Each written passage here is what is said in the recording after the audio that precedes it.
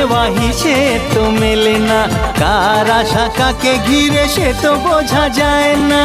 হিসেবের গোলমাল হলে হবে না যে হাল, বুঝে নাও কাকে কে যে চায়।